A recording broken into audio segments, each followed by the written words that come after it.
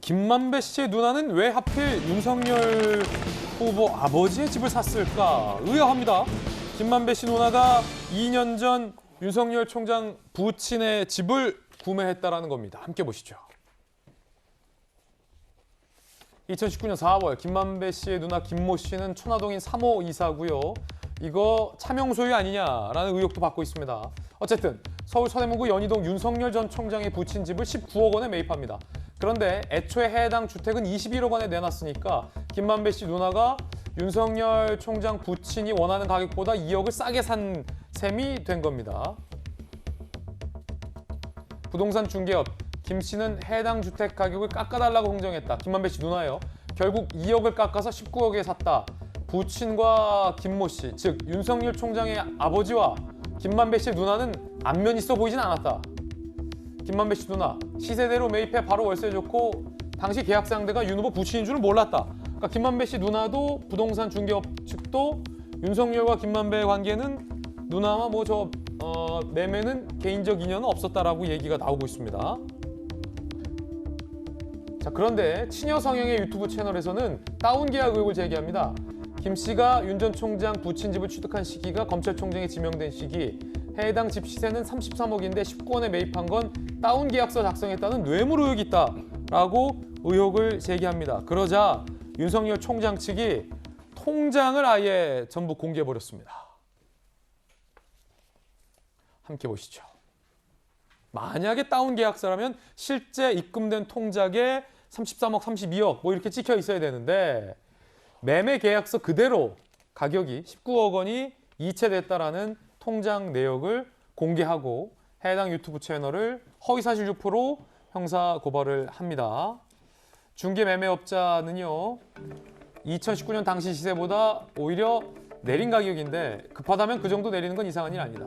당시 더 싸게 급매된 물건도 있었다라고 얘기하고요. 그렇다면 김만배 씨 누나와 부친의 집 혹시 개인적 인연이 있었나라는 여권의 의혹에 대한 윤석열 후보의 입장은 무엇이었을까요? 들어보시죠. 고관절이 깨져가지고 그 수술을 하고 이제 계단을 다닐 수가 없어서 아파트로 이사 가면서 집을 이제 내놨는데 그렇게 해서 뭐 시세보다 한 1억 정도 적게 내놔서 이거를 팔았는데 그 사간 사람이 누군지도 우리는 모르고 중개사를 통해서 팔았기 때문에 부모님 집을 사간 사람이 김만배 씨의 뭐 누나라고 그래서 어제 처음 알았는데 그거에 대해서도 의혹이 있다 그러면은 수사를 하면 되지 않겠습니까? 그 김만배 대표가 법조기자 오래 했다고 알려져 있잖아요. 전혀 뭐 아니 나도 알지. 서울지검이나 대검 취업을 했을 테고 내가 모른다는 건 말이 안 되는 얘기고 그러나 개인적인 친분은 전혀 없어요.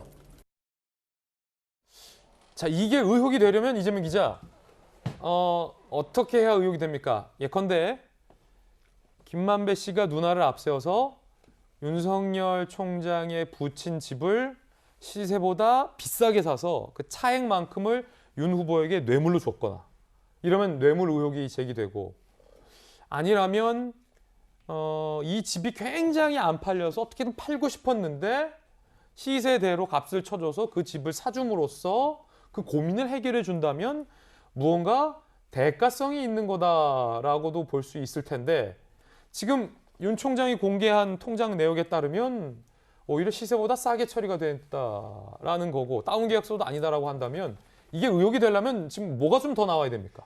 그 의혹이 되기에는 참 인과관계가 부족한 거죠. 그러니까 어쨌든 화천대유의 실소유주인 김만배 씨가 한창 대장동 사업을 할 때가 2019년도가 그렇겠죠.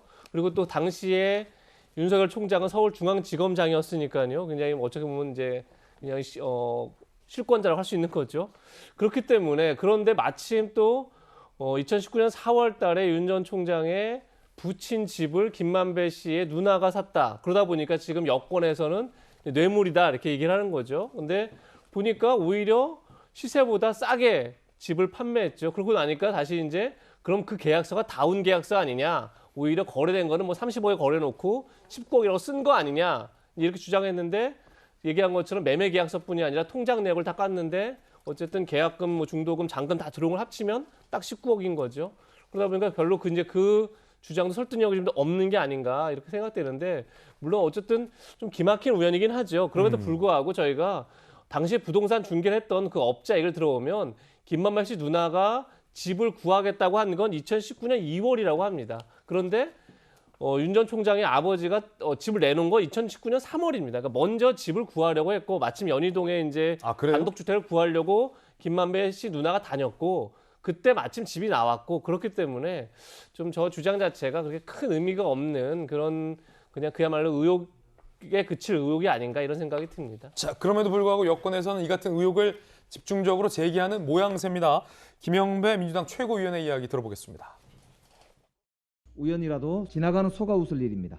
박영수 특검의 수사팀장이었고 검찰총장 지명 직전에 있었던 서울중앙지검장 부친의 집을 화천대유 대주주 누나가 하필 딱 그 시기에 부동산 소개소를 통해 사들이는 이런 우연은 온 우주의 기운이 모여야 우연찮게 가능한 일이지 않을까 싶습니다.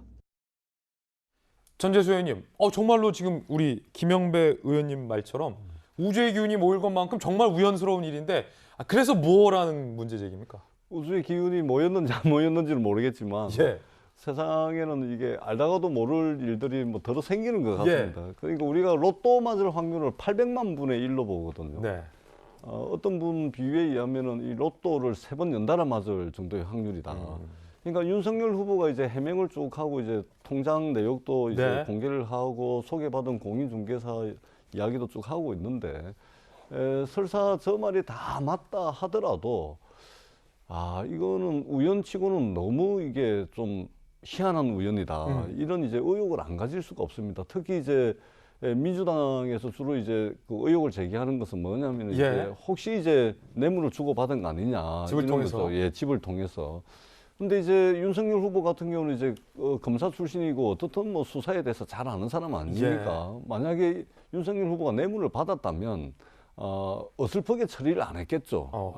절대 어설프게 처리하지 않죠. 티 안 나게 완벽하게. 그렇죠. 예. 그런 이제 의혹을 받을 수가 있는 겁니다. 왜 그러냐면 이게 서울에 집이 여러 수백만 채인데 하필이면 김만배 씨가 또 법조 출입을 10년 이상 한 분이거든요. 그리고 이 김만배 씨의 법조 그 인맥이라는 것은 지금 다 나오고 있지 않습니까? 전직 검찰총장부터 시작해서 대법관 지난 분들까지 전부 친한 형님이고 그래서 모셨다 이렇게 이야기할 정도로 그의 인맥은 뭐 이미 다 알려진 바이기 때문에 윤석열 후보가 이제 해명을 한다고는 했지만 그렇다고 그래서 이 그 정말 기가 찬 이 우연이 전부 다 의혹이 해소되기는 좀 부족하다. 그렇기 때문에 이 부분 또한 검찰에서 수사를 하면 김만배 씨의 누나 이제 소환하고 또 계좌 추적하고 그때 정황들 쭉 하면은 이 부분도 저는 밝혀질 거라고 생각을 합니다. 검찰의 수사가 필요한 부분이다. 이렇게 생각을 합니다. 예. 만약에 전재수 의원님 말처럼 티 안 나게 뇌물을 받았다면 유동규 본부장에게 돈 뭉치가 갔다라는 현금 뭉치 같은 게 나온다면 만약에 그런 의혹이 좀 성립이 될 것 같고 검찰도 좀 수사를 해야 한다라는 게 여권의 주장입니다.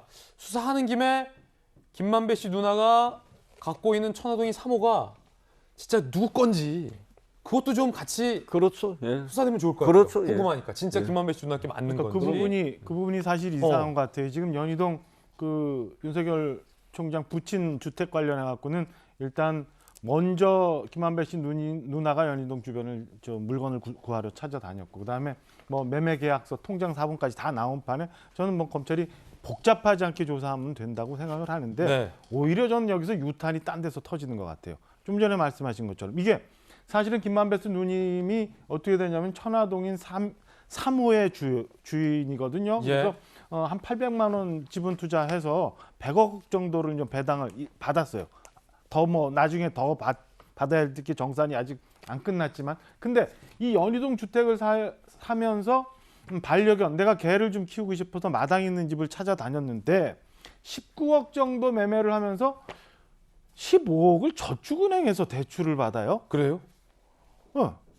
100억 이상 이렇게 배당을 이미 받았던 양반이 왜 그 고리에 한 15% 이상 금지가 되는 것 같은데 15억 정도를 저축은행에서 대출을 받아서 이 주택을 구입을 합니다. 그러면 배당받았던 100억은 어디 가고 왜 이거를 이렇게 그러면 이게 어디로 가냐면 아까 우리가 얘기했던 것처럼 천화동인 3호의 실소유주는 누구야?